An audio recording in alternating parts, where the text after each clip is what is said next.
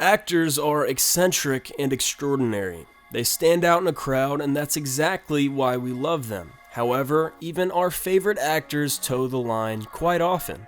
We put these celebrities on a pedestal, and often this leads to them forming a sort of god complex. They hurt other people, go completely berserk, pretend to be someone else for months on end, or cross the line of good taste. Today we're going to be looking at a few examples. So for all this and more, stay tuned right here at Wonderlane.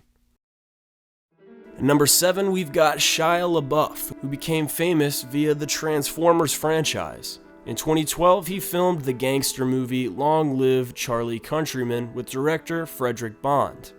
One scene of the movie was supposed to portray Shia LaBeouf's character tripping balls on LSD. In order to make this scene look as realistic as possible, Shia LaBeouf decided to actually consume LSD shortly before shooting the scene. He did not, however, consult the film crew about this.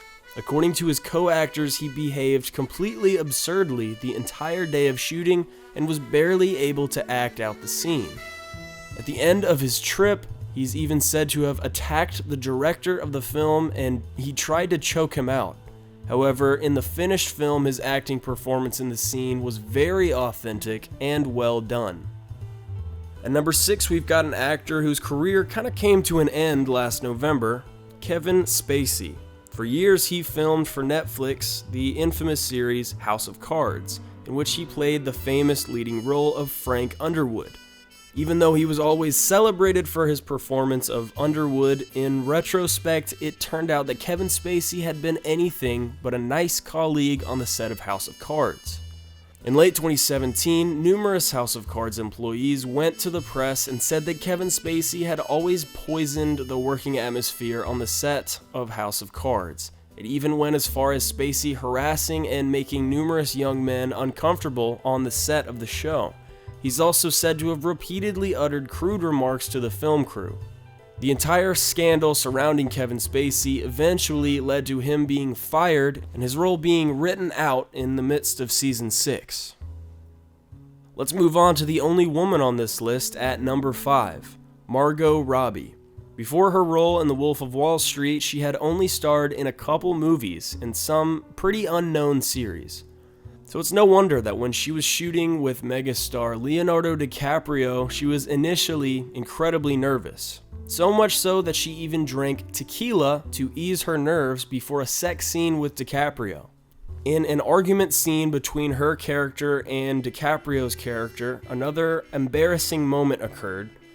In the heat of the moment, Margot Robbie's hand slipped in front of the camera and she slapped DiCaprio without this having been in the script or agreed upon. She immediately began to worry that DiCaprio might sue her. To Robbie's surprise, DiCaprio was actually very impressed by the sudden punch, and he insisted that she punch him in the next takes as well. Accordingly, the punch scene in the finished film is pretty real. At number 4, we've got Daniel Day-Lewis, one of the best actors of our time. Daniel Day-Lewis's secret is method acting, i.e. the acting method in which an actor pretends to be his role even when the camera is off. Hardly anyone has ever taken method acting as far as Daniel Day-Lewis though.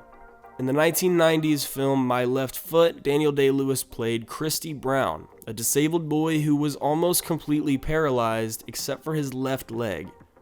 In order to play the role credibly, Daniel Day-Lewis pretended to be paralyzed behind the camera. Therefore, for months, he had to be pushed around in a wheelchair and was even fed by his colleagues. In the end, however, this enormous effort definitely paid off, as Daniel Day-Lewis received his first Oscar for his role as Christy Brown. Now let's move on to the top 3, starting with number 3 and Jared Leto. Jared Leto played the famous role of the Joker in the 2016 film Suicide Squad. He also used method acting to play this role as credibly as possible. That's why he actually dyed his hair green and always appeared on set only as the Joker. And he completely did away with old Jared for the time being. However, he took it even further. In preparation for this role, he sent several of his fellow actors bizarre things by mail. Among other things, he sent a live rat and a dead pig. As we've seen time and again, and as Jared Leto informed the press, the Joker is a role that requires one to go to extremes. At number 2, we've got acting legend Marlon Brando, who went down in history for his breathtaking performance on The Godfather. However, for the film The Last Tango in Paris, Marlon Brando and director Bernardo Bertolucci went much too far. The script called for a sex scene in which the then 48-year-old Marlon Brando would sexually coerce the 19-year-old young actress Maria Schneider against her will. Surprisingly, this scene was actually not in the script, so it happened that the actress Maria Schneider knew nothing about it until shortly before the shooting of the scene. Marlon Brando and the director had agreed not to tell her about it. The director later said in an interview that he decided this because he wanted a real reaction. In our opinion, this does border on rape. And rape sucks.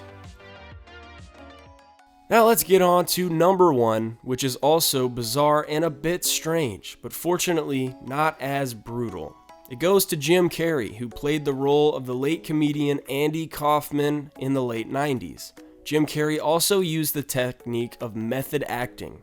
Although no one really knew at the time if Carrey was still acting or if he really thought he was Andy Kaufman. During filming, he just endangered the production. He showed up late to the set, was sometimes drunk, caused a car accident as Andy Kaufman, and got into fights with the other actors. He even went to parties as Andy Kaufman. To top it all off, he talked about himself as Jim Carrey only in the third person.